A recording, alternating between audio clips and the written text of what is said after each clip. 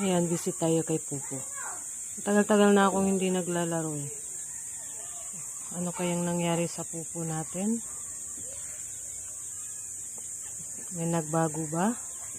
Ayan, may nagbago nga. You can find streamers near you. Confirm. Okay. Only this time. So, ganito na pala si Pupo. Ayan. Ay, wow. Yung mga friends natin. Yung mga... Dito tayo sa ating balance. Oh, may 37 pala tayong points. So, may 10 coins tayo. Yan. Tingnan natin yung message. So, ganun